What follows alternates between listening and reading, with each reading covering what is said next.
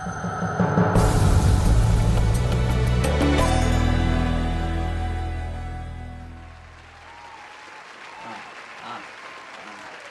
down.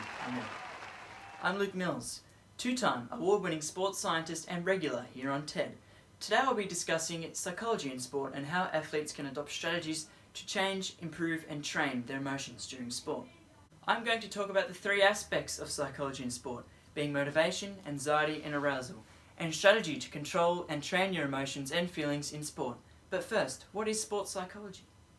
Sports psychology is the term used to describe the emotional and mental performance of an athlete during their selected sport.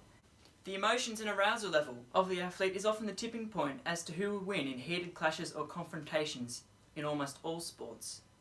The Google definition for motivation is a reason for acting or behaving a particular way. In sport, this is simply a person's individual personal drive to succeed. Motivation has two drivers, extrinsic and intrinsic, and two modes, positive and negative. Extrinsic motivation is a motivation from external sources, such as money, fame, sponsorship, or awards such as a trophy or a title. However, these things can take a long time to achieve, and an athlete may never achieve these in their career at all, even though it is their only mental goal for their sport.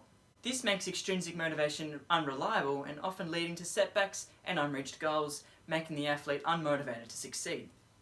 Intrinsic motivation, however, is internal motivation that the athlete forms within their own mind.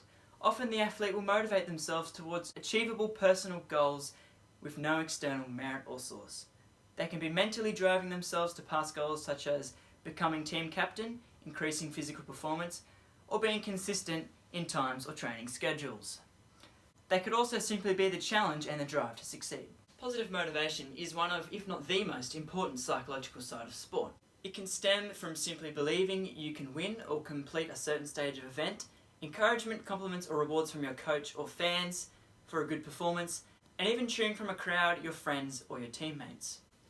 A study done in 1994 by the International Journal of Sports Psychology found that the effect that the crowd had on major junior ice hockey significantly impacts the performance of the teams. Teams are found to win an average of 61.6% while playing at home. Teams are found to be more successful when the home crowd was larger in size. This effect is known as the home ground advantage or home field advantage in this case.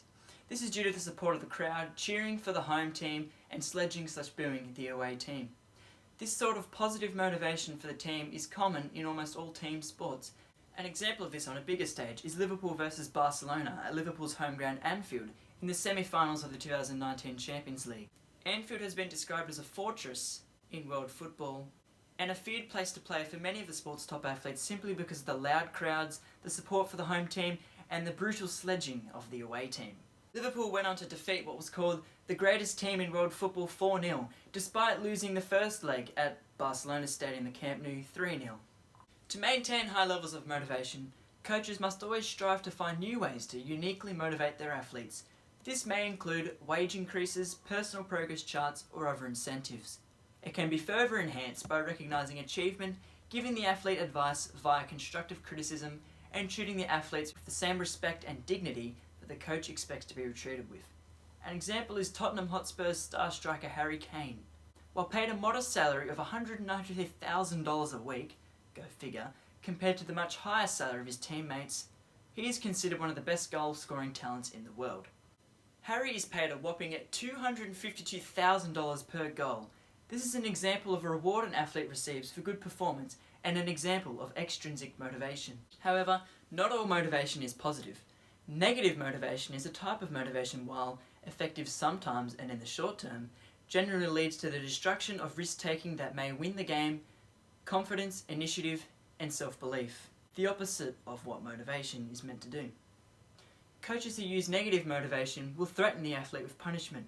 However, sometimes it is not only the coach with negative motivation, with fans and the media unfairly criticising and causing negative motivation among athletes. Anxiety is the fear of what may happen.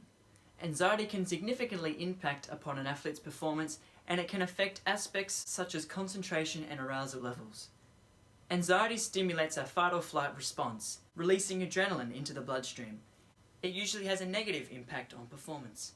Uncontrolled anxiety can lead to choking.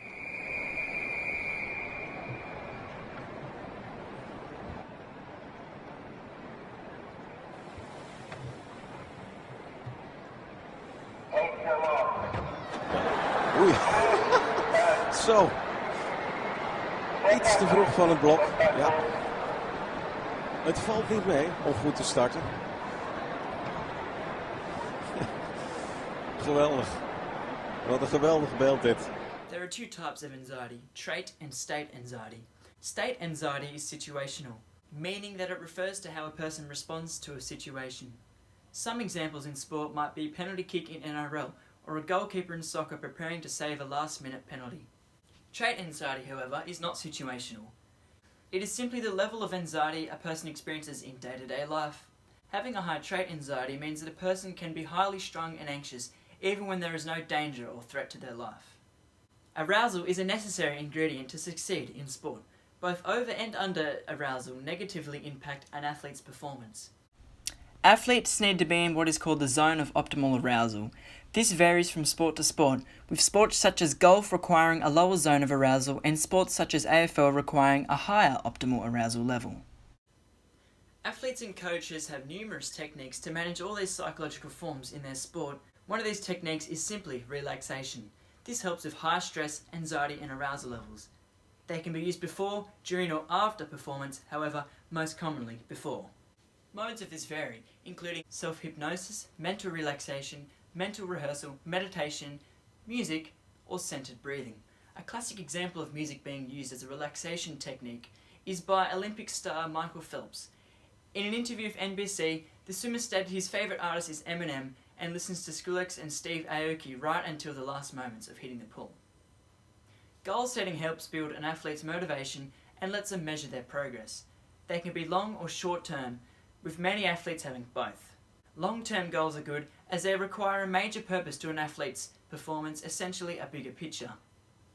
But short-term goals are effective in being a building block to this long-term goal, acting as stepping stones of achievable goals that increase motivation and an athlete's desire to succeed. With that, unfortunately this is an end of my presentation, but until next time, see you later.